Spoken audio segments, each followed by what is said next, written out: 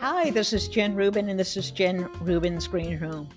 As we sit here on Tuesday, the closing arguments are being presented in a courtroom in Manhattan.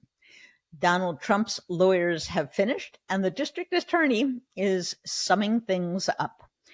And I must say, although I don't want to diminish the legal skills of the defense counsel, they have a small problem, and that is their client.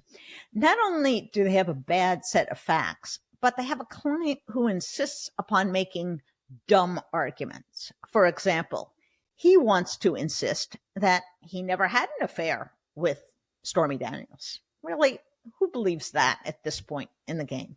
He wants us to believe that the payment to Michael Cohen really was for legal services.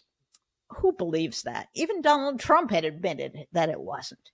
So by making these arguments in the closing statement, the defense counsel kind of gives the jury the idea that they're full of it, to be honest, that they're pulling the wool over their eyes. And you'd be surprised how those things really impact a jury. Many years ago, some lawyers made the mistake of putting me on a jury, and it was a fascinating experience. And I will tell you, one of the things that jurors do is not necessarily look at every witness, every argument. They kind of have a gestalt. They look at the whole picture and they say, which of these two sides is kind of making it up, is kind of taking things out of context, is really not that credible, and which side is basically telling us the straight scoop. After all, people's memories are bad. People do shade the truth, but which side seems more credible? Now, in a criminal case, it can't just be a 50-50. It has to be beyond a reasonable doubt. And that's what the prosecution is now telling the jury. We have a mound of evidence, they are saying, a veritable mountain of evidence, that our side of the story, that Donald Trump paid hush money to these women and tried to cover it up by disguising it as legal services. There's a ton of documentation on that. They don't have to rely on Michael Cohen. You don't like Michael Cohen, they say? Don't believe Michael Cohen. But there's Stormy Daniels, there's David Pecker, there's Hope Hicks, and there's all this documentation. And I think they have clearly made the case beyond a reasonable doubt that Donald Trump is guilty of these crimes. The question in my mind is whether there is one or two jurors who are not necessarily in the bag for Donald Trump, but who simply can't get themselves to a conviction. Either they have some kind of personal pique or dislike for the DA, or they think Donald Trump has been given a raw deal, or they think this is somehow unfair, and that person doesn't think he should be convicted. And that's how juries get hung, if there's one or two people like that. I will also say that you should be comforted by one thing, that once you get back in the jury room and you have the dynamics of 12 people, it is very hard for a single juror to hold out. It's not that they get arm twisted or people yell at them. There are all those movies about, sweaty people in a room and they're huddled over the one holdout juror. It doesn't work like that.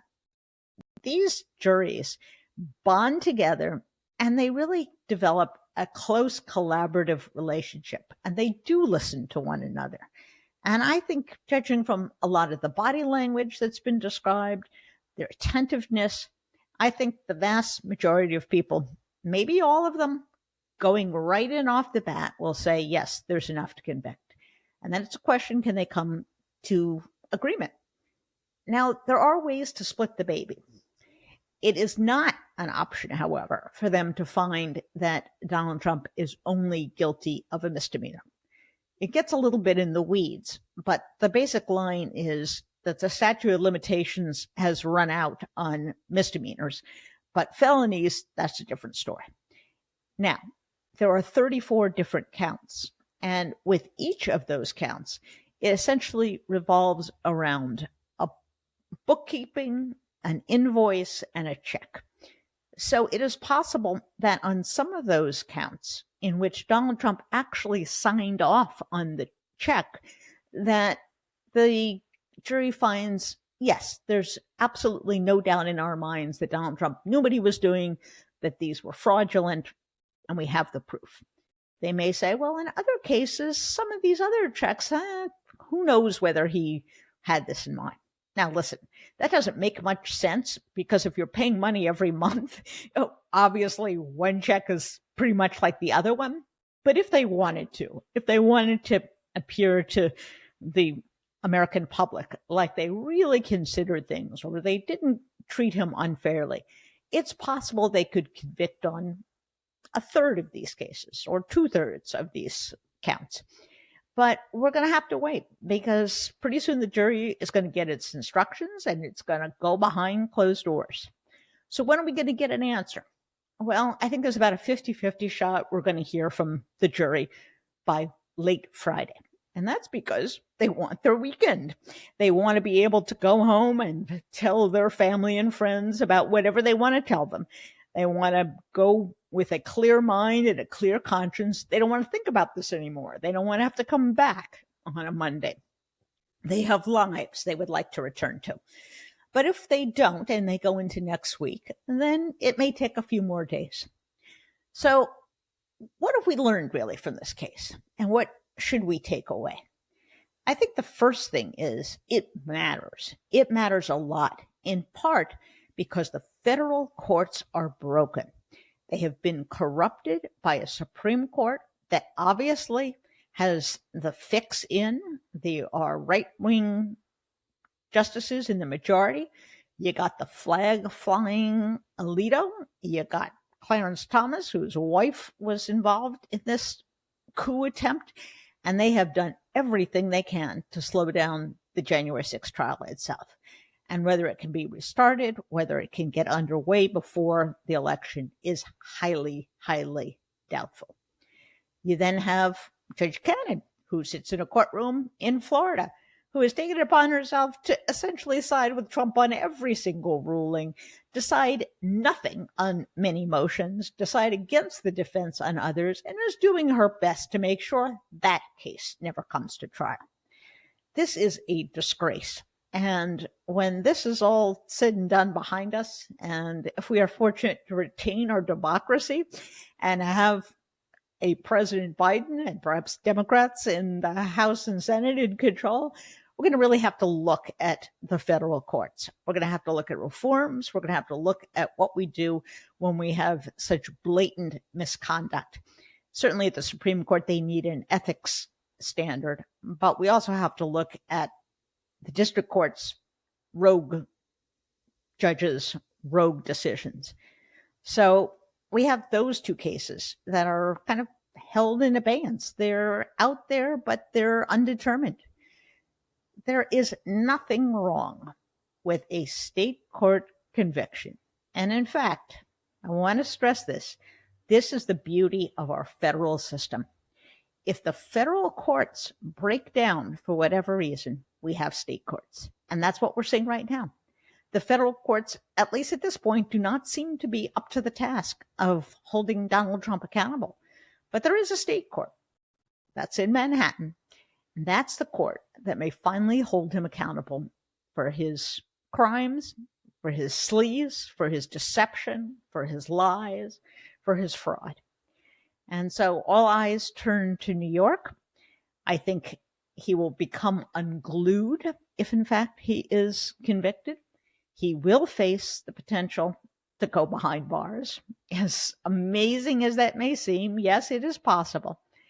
And for that reason, I think Donald Trump is probably not having a good week, because the real possibility that the jig is up, the whole charade of Donald Trump, the emperor has no clothes, the man behind the curtain in The Wizard of Oz, it's all behind us. And finally, we may get a ruling that correctly holds him responsible for his conduct. So our democracy is a fragile thing, but the rule of law sometimes comes through.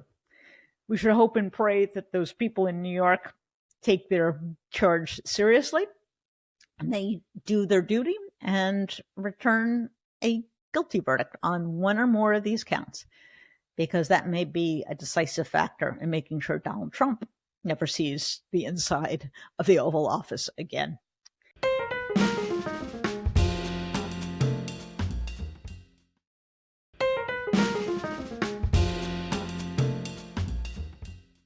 We live with media figures and news anchors and reporters as if they are parts of our family. If you are a news junkie, you come to know these people, you see them over time, and you have almost a false sense of intimacy. But we really don't know them as people. And some of them, frankly, may not have the most interesting lives. But a few of them, wow. They have rich backgrounds. They were trailblazers in their own right. They're complicated people. They themselves would be fabulous subjects of interviews. And Barbara Walters certainly fits that description. I grew up with Barbara Walters. I remember her news debut as a co-anchor with Harry Reasoner on ABC, which was somewhat disastrous. And I think she inspired not only women journalists, but a whole cadre of women who are entering the professions, be it journalism, law, medicine, business, during the 60s and 70s. And yet there has not been a great biography of her until now. Susan Page is a marvelous journalist. You may know her from her work from USA Today. You may know her because she has written other biographies, a wonderful book about Barbara Bush, and I think the best biography ever written of Nancy Pelosi. And now she has tackled Barbara Walters, called Rulebreaker, The Life and Times of Barbara Walters. And I am so thrilled to have her with us. Susan, welcome to the show. Oh, Jen, it's so good to be with you. It is an absolute pleasure. I have to say, I have so enjoyed your books in the past. I thought the Nancy Pelosi book you did was just brilliant, and as was the book on Mrs. Bush. You have been drawn to strong women, but until this, mostly women who were themselves politicians or in the public eye. What gave you the idea to talk about and to write about Barbara Walters? Yeah, there are some threads with these three women, I think. It wasn't deliberate. It occurred to me after the fact that all members of the silent generation, all born into circumstances with zero expectations they would do anything very consequential beyond getting married and having children. And all of them had very long lives and several chapters in those lives. And the thing that appealed to me about all of them, including about Barbara Walters, was I thought she had had made a big difference in various ways. She had been consequential. I didn't think she was particularly well understood. And so there were things to explore there. And there wasn't some other good biography of her that was out there. So those were kind of the things that drew me to her. It was remarkable that she was such a prominent figure for so many decades, and there really hadn't been a biography done before this. Let me start with her childhood. And I thought one of the best aspects of the book was explaining how her family and her relationship with her father and her father's career and personality really shaped her. Tell our audience a little bit about that. Yeah, her father was her inspiration and her cautionary tale. He was both things. His name was Lou Walters. He had been a booker for vaudeville shows. He became the founder of some of the country's most successful nightclubs, including the Latin Quarter, which opened in Boston and then in Miami, and finally the most famous one of all in New York. He had a wonderful sense of what people wanted to see. This was something that she inherited. What interested people? What shows would they like to see in his nightclub?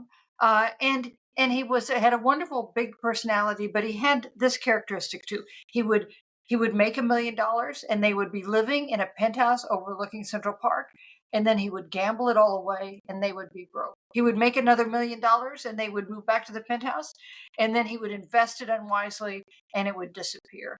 And the effect of that on her, I think, was to make her feel like nothing was ever secure. You were never on solid ground.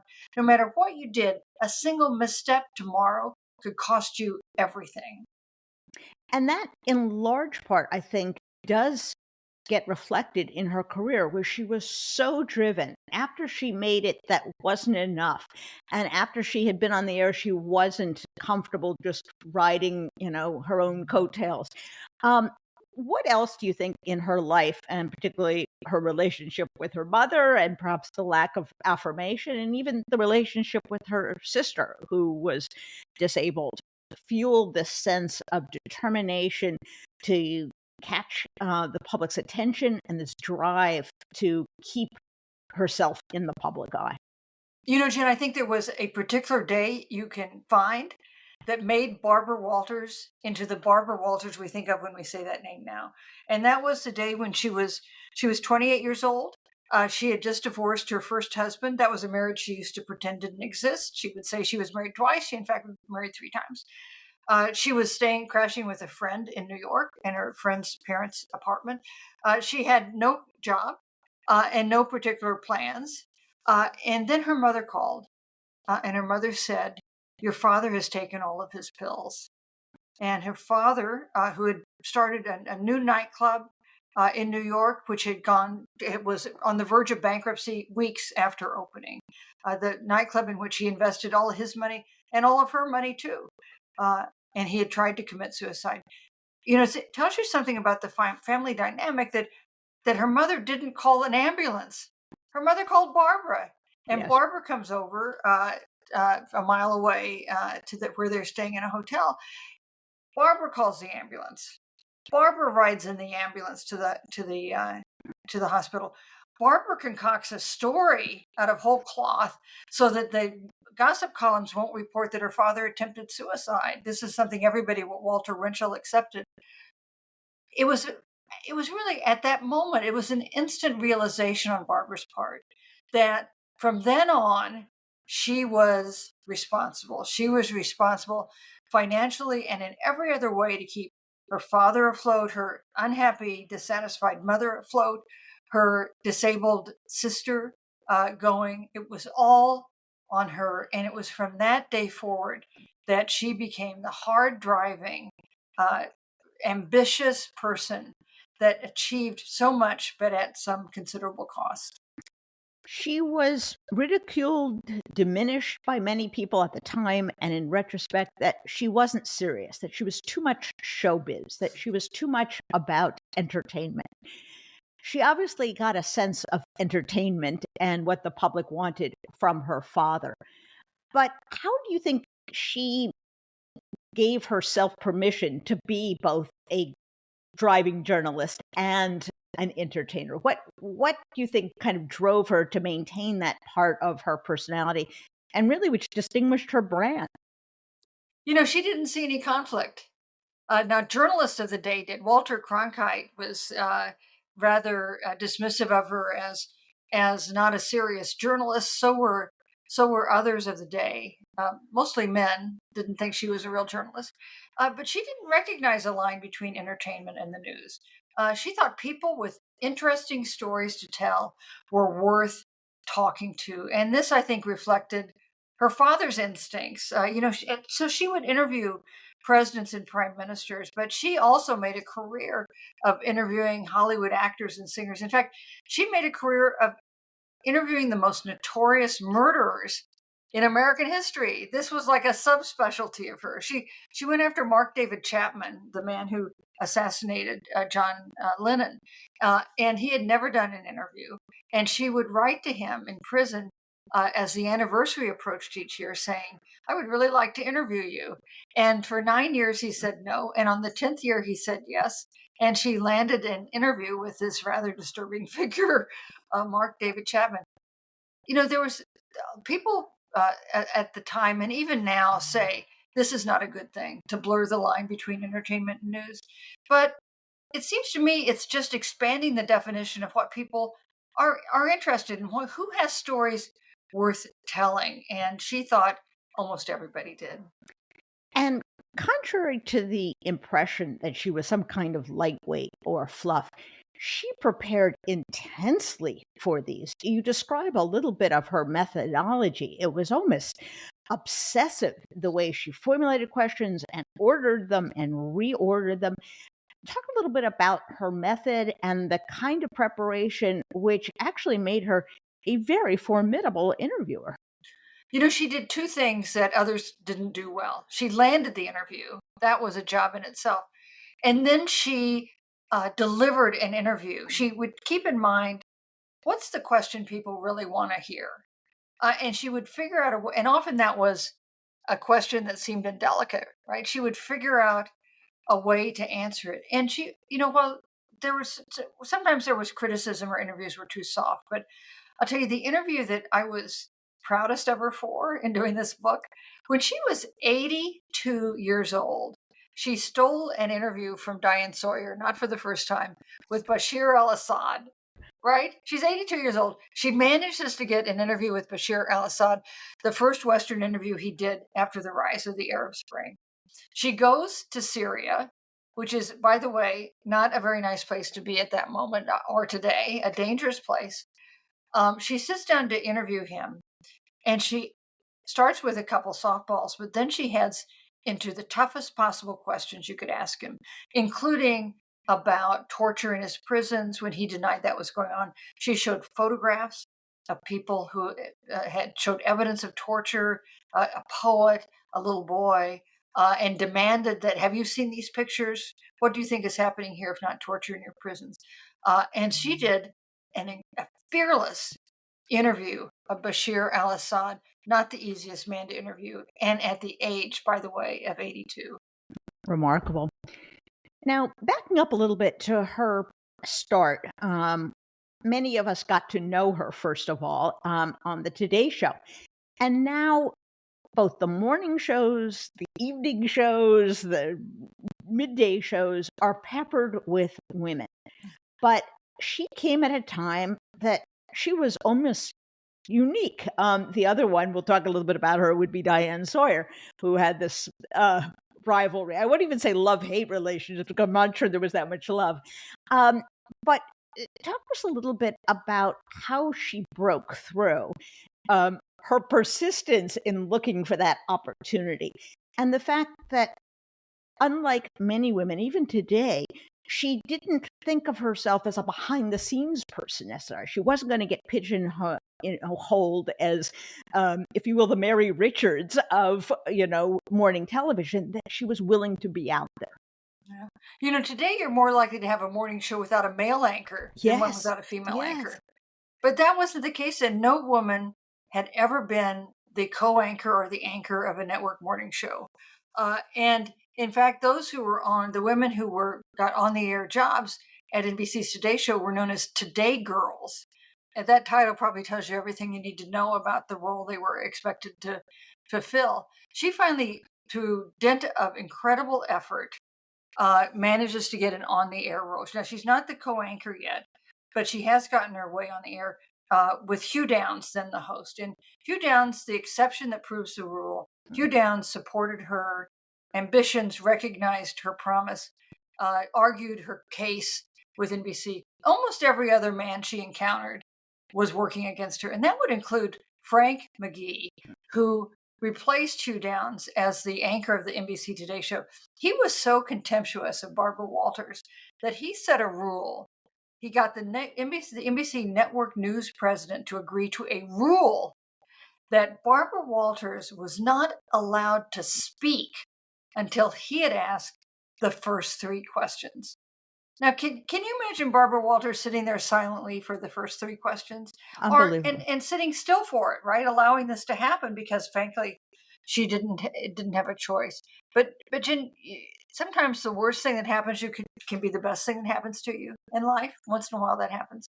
And for Barbara Walters, the fact that Frank McGee would not let her speak when she was in the studio meant she started arranging her own interviews outside the studio with newsmakers, including newsmakers who were very hard to get to interview. And then she would interview them, and she was she could ask the first question and the second question and all the questions. And that became, of course, the great signature of her career that followed. But she and Frank McGee had quite a toxic relationship, as she would have later with Harry Reasoner. And I want to get to him because that was really sort of infamous in her career. She was mocked mercilessly for as Barbara Wawa, as people remember the Saturday Night Live, and it pained her greatly. What did she think about her own voice, and what efforts did she make to try to kind of correct what was essentially almost a speech impediment? So she would insist she had, quote, a Boston accent. Right. Although it's not an accent like anybody else I've ever met from Boston, by the way. She would not acknowledge that she had a speech impediment. On the other hand, she went to several different voice coaches early in her career to try to lose her Boston accent, and that failed. So when Gilda Radner on Saturday Night Live made fun of that, did this incredible exaggeration of being unable to say R's and the moniker Baba Wawa, she was hurt. Her feelings were hurt. She felt like she had this flaw that was suddenly being spotlighted. Now, her daughter told her to lighten up and take the joke, but she didn't really get over feeling bad about it until she was talking to the actress, the famous actress, Betty Davis. She was talking to Betty Davis, who was famous for the phrase, "What a dump." Right? She had used that phrase in a movie, and it became infamous in a play that was later stage. And Betty Davis told her that you cannot become a legend until you're caricatured. Basically, you need a signature so people instantly know it's you, and so you should be grateful. Barbara Walters decided for Baba Wawa because it meant that she was on her way to become a legend. She went on Saturday. She became pretty sporting about it. She went on Saturday Night Live a couple times, and she did something else that was pretty gracious, I thought. When Gilda Radner died at a young age of cancer, Barbara Walters sent a sympathy note to Gene Wilder, Gilda Radner's widower, that expressed condolences to him, and she signed it Baba Wawa.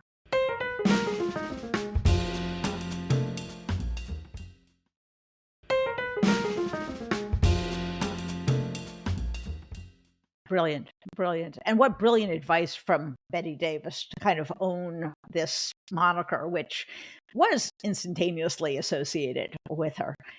Now, there did come a time where she went on what was, I think, generally assumed to be a mild disaster, and that was the co-hosting of the ABC Evening News with Harry Reasoner.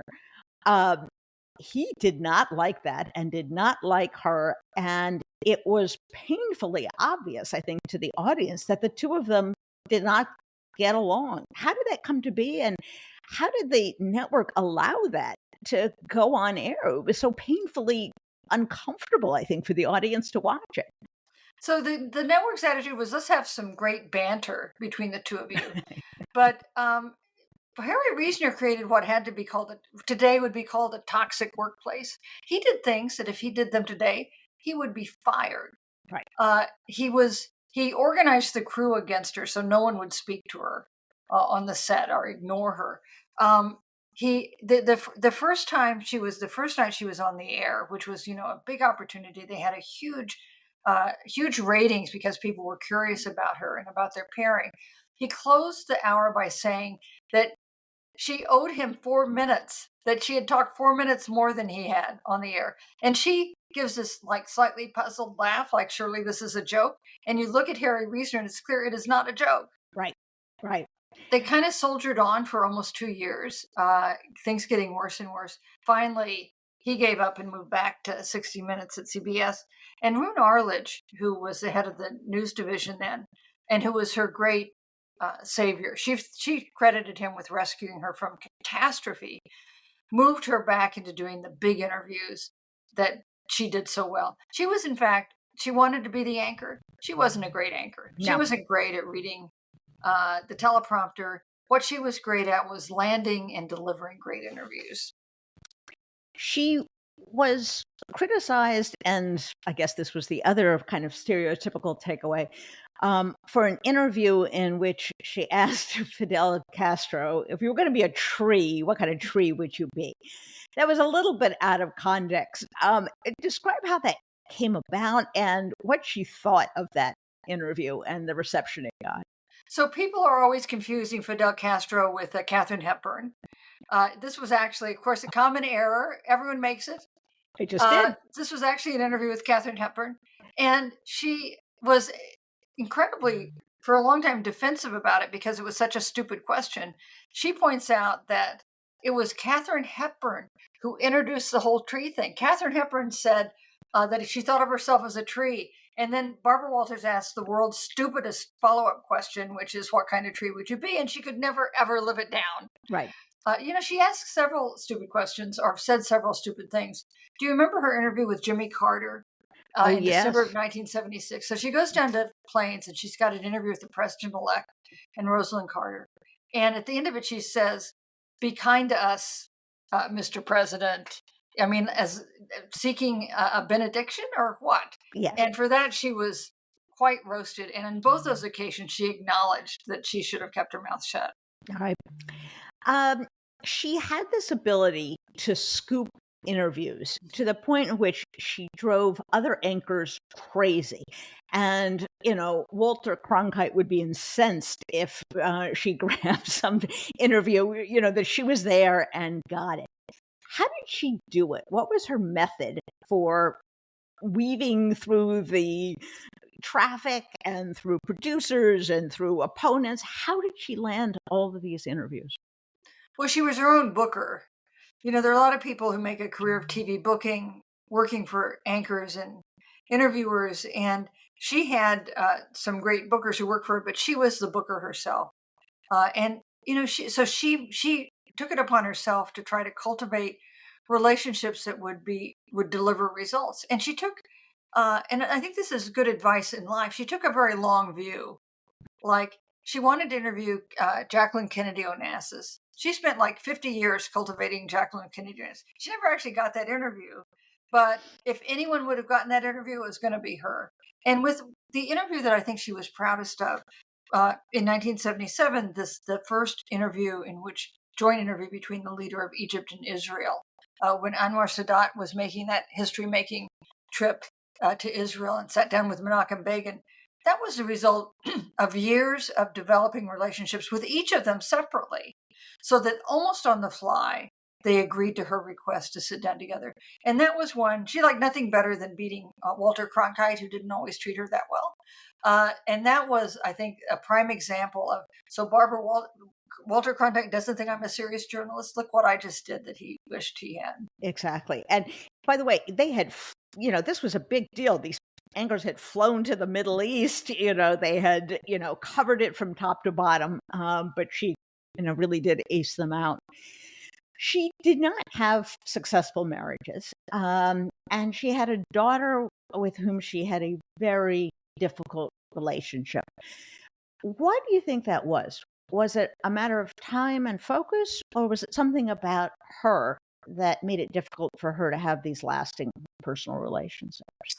Jen, we talk a lot about work-life balance, and we all, I think both of us try to have work-life balance, and sometimes we succeed more than other times, but it's at least an aspiration that we have. With Barbara Walters, there was no work-life balance. Work always trumped life.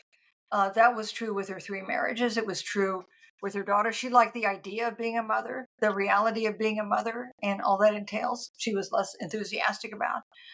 Even with the man she called the love of her life, who was Edward Brooke, the senator from Massachusetts. They had a long and very secret affair for a couple of years. He was a senator. He was married. He was also a Black man.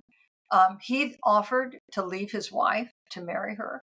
And her closest confidant, the person whose advice she listened to the most, said that would cost her her career if this came to be known, this affair came to be known. That person was Roy Cohn, by the way. And Barbara Walters cut off even that affair. Even after she was established as a figure, in said she was in love with this man, she ended that relationship rather than put her career at risk. And at the end of her life, she was literally alone. And the book is very poignant in that sense, that you kind of feel for her. And yet, I don't think you get the sense that she had any regrets. If she could have done it all over again, it seems like she was happy in some sense with the life she led. Not necessarily with kind of the way all these relationships worked out, but she did achieve what she wanted to achieve. That's true, but I think that's an important question that I struggled with in the book. And on her gravestone, she put no regrets, right? So she acknowledged no regrets. I'm not sure that means she didn't have any regrets. Interesting. I think it's more that that's more that she had a priority, which was to be the first, for a long time, the only, the best, the groundbreaker, to do these things that no woman had done before, and whatever that cost was going to be okay with her. She had she was getting an award in Los Angeles, a Lifetime Achievement Award, and she said something that really struck me. She said, children are fine, but they grow up and they move away. But all this, the fame and the fortune, this is forever. And it's like the reverse. It's the opposite of what you typically hear people say at the end of their life. Barbara Bush, who was the subject of that first biography I did, she gave a commencement address at Smith that said, famous for saying the opposite. At the end of your life, you're not going to wish you argued one more case in court. You're going to want to be surrounded by the people you love. So that was Barbara's choice. So in that way, it was what she wanted. But I wonder if in her heart of hearts, she had some regrets. Interesting. The last big chapter of her life may have been the most famous only because TV audiences grew and the show was such a hit, which was The View. How did she come to do that? And what was her relationship with the other members of The View? So, she started The View with her longtime producer, Bill Getty. Started it when she was 67 years old. There are very few women then, or, even now, who are 67 years old and are still on TV. Right. Barbara Walters got a new lease on life by creating The View. And she had an approach that was new, which was women of different generations and different perspectives sitting around and talking. There had been talk shows before, but this was something that was a little different from the previous ones and has now been widely copied. And ABC was not sure it was going to succeed. And you know that because ABC agreed to put the show on the air, but they refused to buy a new set for it. And they had to use the set from a canceled daytime soap opera for the first couple years until they proved. Now, 27 years later, they've proven their longevity and their ratings. It's been enormously successful. It's become a big political stopping point. The first sitting president to talk on a daytime TV show was Barack Obama talking on The View because he said he wanted to go on a show that Michelle would watch. So it's been a phenomenon. And she was definitely in charge. She hired and fired the other co-hosts. She would hire them, and when she didn't think they worked out, she would get rid of them. She also did something that I thought was interesting. She wasn't much of a mentor in the traditional way, but she would encourage women in broadcasting to make sure that they got a piece of the pie in the business sense. So she was one of the first TV journalists to form her own production company. So that on a show like The View, her estate is still getting checks for The View, and she urged other women to pay attention to that. And that, I think, was very helpful for her. That was one way in which she was helpful to other women. Now, Diane Sawyer was of the same generation, came up. She was at a different network, was known, had a completely different profile in some respect, and yet they were thrown into competition with one another, whether deliberate or not. Um, did they respect one another? Did they hate one another? Talk a little bit about that relationship. Yes, they did. They were Exactly. they respected one another. Sometimes they hated one another. Barbara, if you wanted to design a human being that would push all of Barbara Walters' buttons, it would be Diane Sawyer. She's a little bit younger, 16 years younger. She's beautiful, the most beautiful woman in TV news. She glides and enchants, whereas Barbara charges. Uh, there was a saying at ABC that 3 different people volunteered to me, so I know it's true, that um, uh, Diane Sawyer will stab you in the back, Barbara Walters will stab you in the front. I think you know Yep. that's pretty remarkable. They were deliberately set against one another by Rune Arledge, which something he did with men as well in his employ, on the theory that they'd work harder as rivals, they would deliver bigger scoops, they would get bigger interviews, and maybe they did, but it was at the price of a relationship that was off at times enormously poisonous. And I think it also fed, in some regards, to this stereotype of the cat fight and women rivals. Did she regret that? Did she react to that? Or did she kind of enjoy this kind of push and shove she had with the other, really, most famous woman journalist of the time? I think they both hated it. Yeah. It's demeaning. It's one Right. other the trope is the rivalry may be legitimate, but the trope about women scratching each other's eyes out, that's one of the that's something that's been used against women forever. Yeah. So I think they did hate that. And they weren't exactly friends, but they weren't 100% enemies either. And I think that in some ways they understood each other's lives in a way most people didn't. Um, they both knew what it had cost to achieve the enormous success they had achieved, and how hard it was to stay at the top. So in that way, there was, I don't know if empathy is quite the right word, but there was a recognition of each other. On the other hand, they were just as competitive as you can imagine. Absolutely. So, on a personal basis, what's your first memory of Barbara Walters, and what kind of effect did you think she had on your career? Either directly because you looked at her, or because she plowed a way that was so wide that women 20, 30, 40 years ago are still enjoying that opportunity. I think she made a difference for definitely for women in TV, but for women in journalism more broadly.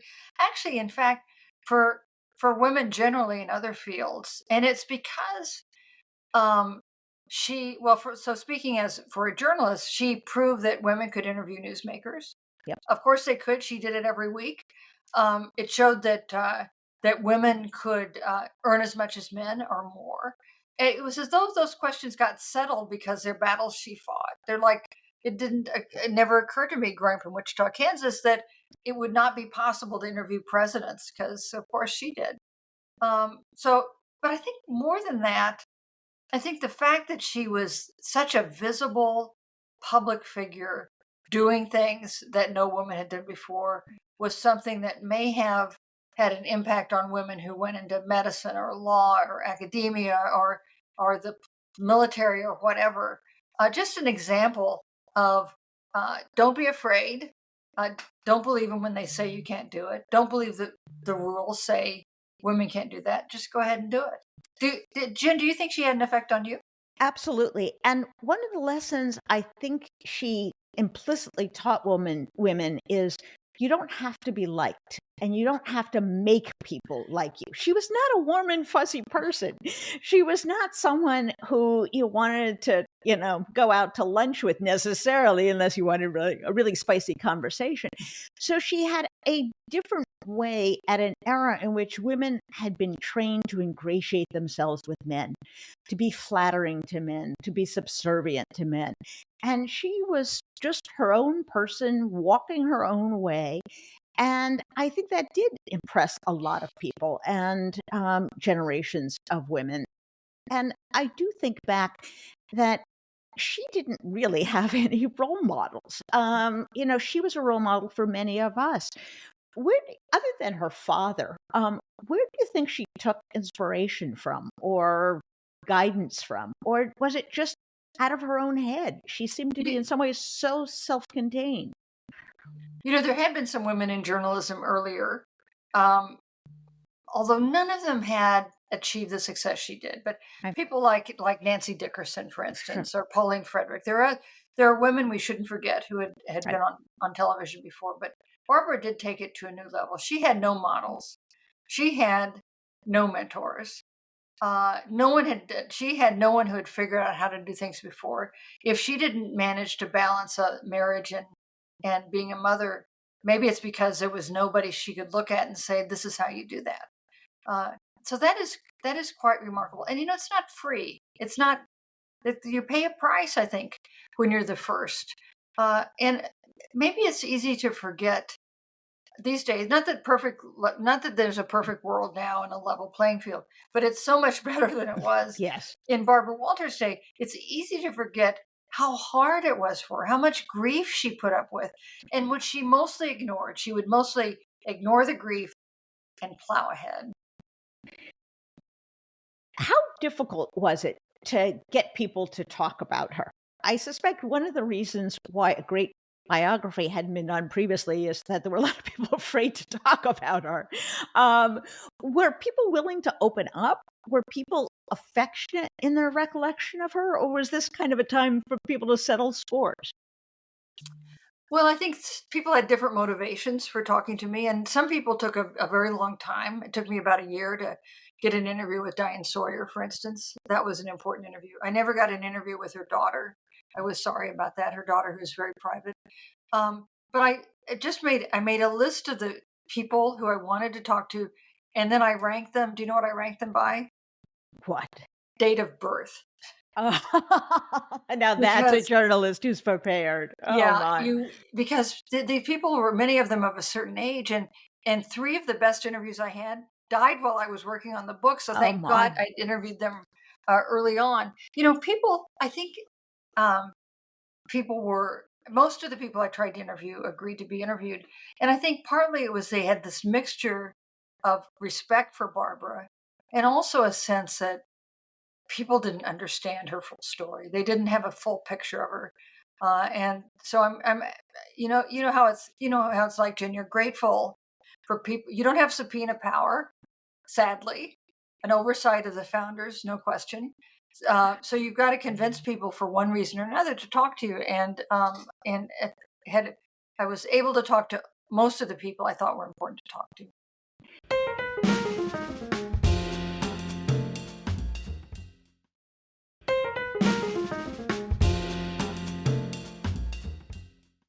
Now, you began by saying that you saw some similarities between the three women that you have written biographies about it.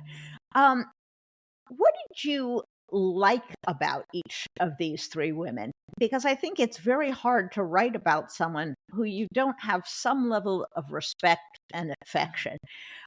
Were there common attributes that you said, now that's something I want to emulate, or my children to emulate, or people should in general take away as a lesson? Was there some character traits that you think all of these women displayed? I think it would be hard to do a biography of someone I didn't have some admiration for, because they live in your head for a couple years, Mm-hmm. And so if you were doing a biography of Adolf Hitler, it seems like it wouldn't be, would be too bad. It wouldn't be. So I had respect for all three of them, but I also wanted somebody who was complicated, like somebody who's lived a very pure life, and even if they've achieved great success, if it's all been a straight line, that doesn't seem so interesting. So somebody who's had some detours or a dark side, or in Barbara Walters' case, an attraction to dangerous men, that just makes them interesting. You try to figure out why did they do that, and what effect did it have? And in some respects, these women had second and third acts. Nancy Pelosi came to politics so late in her life because she had been a mother and she had been a party, fundraiser and, kind of activist. Um, in some respect, and Barbara Bush was, of course, well into middle age when her husband became vice president and president. To some degree, they had the gift of not only physical longevity, but kind of learning as they went along and adapting. And one of the things I found remarkable about Barbara Walters is when you read about it, or then, of course, you compelled me to go back and look at old tape because I'm thinking, oh, yes, I remember that. Or was that really right? You see that she transformed a medium that was very crude in some sense at the beginning. She's in black and white. She's on this, kind of like almost like rickety set on, the Today Show. You thought this is their premiere show. This looks pretty cruddy. And yet she was able to evolve with that. Was that part of the legacy of her father of kind of keeping up with the times? How did she do that to kind of maintain her relevance, even as you said, 69 show, starting a new show and into her, 80s, frankly? Here's one of the things. Barbara Walters is remarkable not just as a groundbreaking woman, but as someone who helped define TV in its golden age. As you said, she started out when TV was pretty crude, right? And TV had not really figured out its power. And then she's working in television um, uh, in various ways, anchor, interviewer, uh, debate moderator. She did all these things. As TV became its most powerful, she did the interview that has the highest ratings of any interview on a single network in the history of American television. Do you know which interview that was? Oh, you're gonna catch me. It's Monica Lewinsky. Oh, yes, The yes. highest ratings any interview on a single network in the history before that and after. No one's ever matched it. And yet, by the end of her life, she is adapting to a world of streaming services and social media. And now TV, broadcast television no longer has, broadcast television is still pretty powerful, but it's nothing like it was in its heyday. And that arc you can see reflected in her career. Absolutely. And, for audiences today, it's hard to remember a time when, first of all, news wasn't ongoing throughout your day. So that you waited for the news to find out the news. You hadn't been inundated with it constantly. And there were really only three places to go for your national news. So these people were gigantic in their individual kind of reach and influence. It's hard to think of someone today. I mean, we have, very prominent network stars, but they can't possibly have this domination because the audience is so fractured and the news is so fractured. And newsmakers have other places to go. Right. One reason she could get these interviews is because if a newsmaker wanted to talk to the American people, they had limited options. They had 3 networks and maybe a couple big newspapers. Today, newsmakers can go on social media. They can go on cable TV. They can go on your podcast. I mean, there are a million ways that they can reach the people they want to reach, and they are no longer required to go on broadcast TV. Although I will note, I was very impressed that Norah O'Donnell landed an interview with the Pope. That was one of Yes. that was one of that was on Barbara Walters' bucket list. She never got a Pope.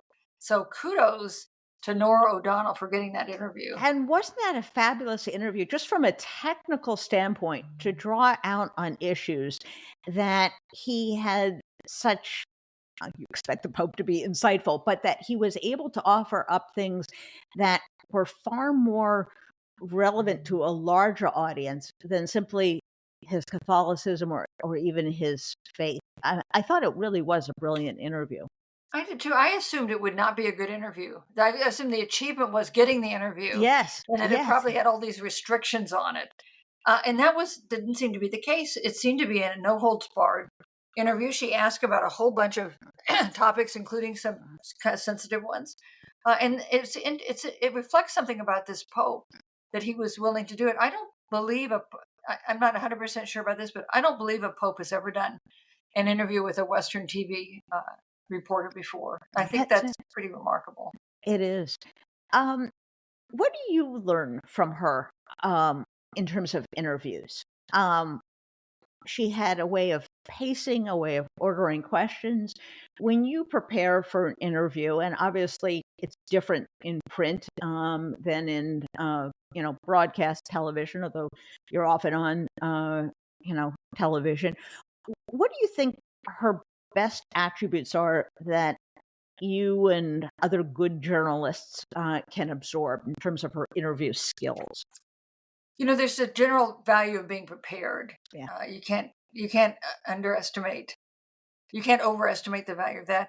The other thing is, the shorter and simpler a question is, the harder it is to dodge. Absolutely. And the more complicated you make a question, or the three clauses that you add to the end, gives the person you're interviewing all these outs, so they don't have to answer the question. So keep it simple, keep it short, make it direct, make them answer. Absolutely. Great advice. At the end of this process, as you say, you live with these people for such a long time and you get to know them better, perhaps than any one individual during their own life, because you've had the benefit of talking to all of them. At the end of all this, did you like her? I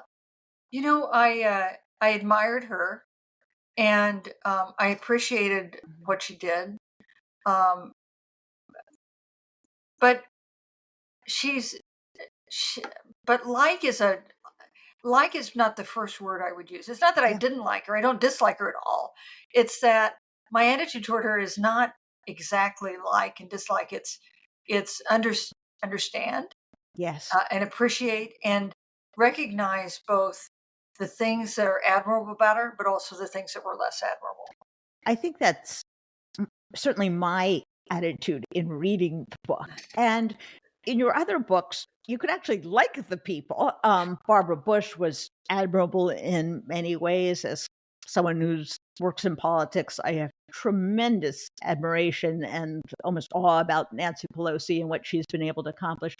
But as you say, she wasn't a warm and fuzzy person, and she didn't really try to be, which, as I said, was a lesson perhaps in and of itself. Not that you don't want to be liked, but that it's, sometimes the desire to be liked and to be liked and to be, sort of everyone's best friend may kind of get in the way sometimes of your career ambitions.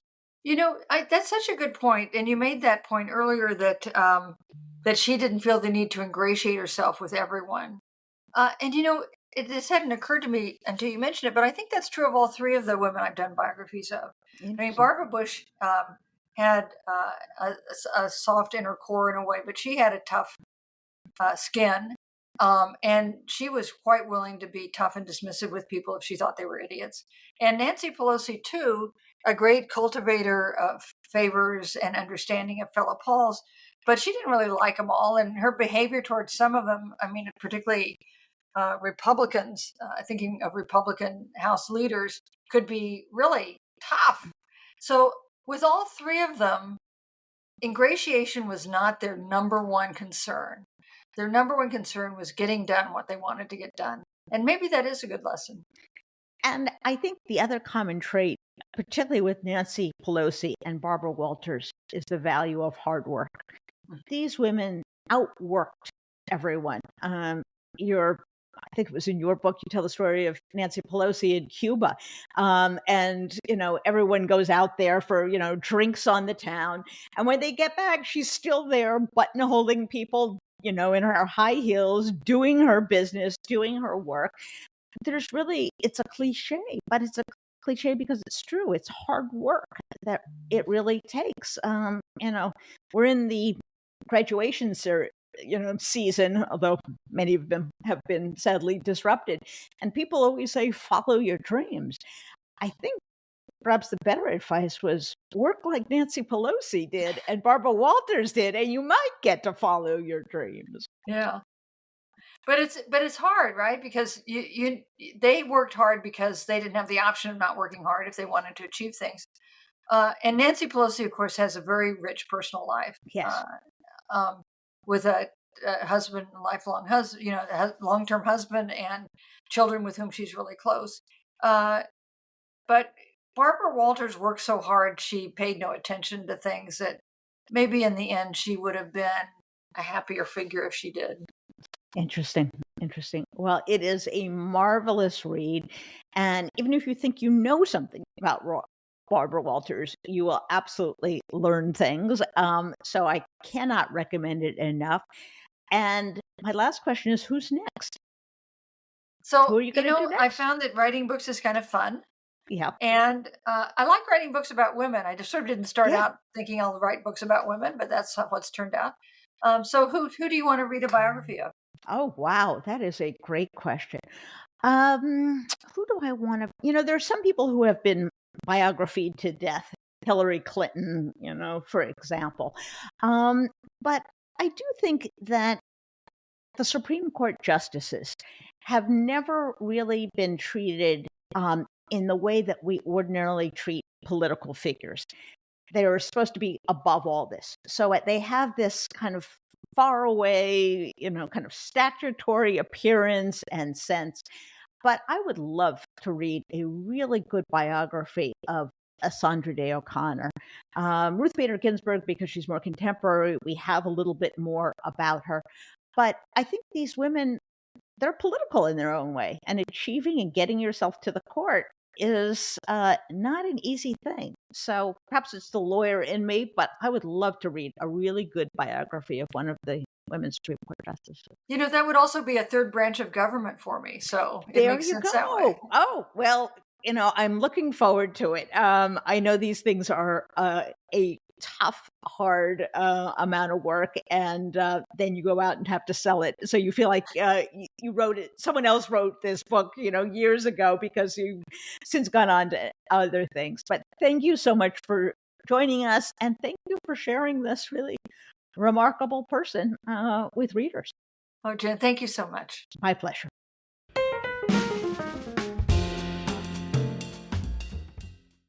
And that was Susan Page, and that was Barbara Walters. She really was a fascinating, complicated, prickly character.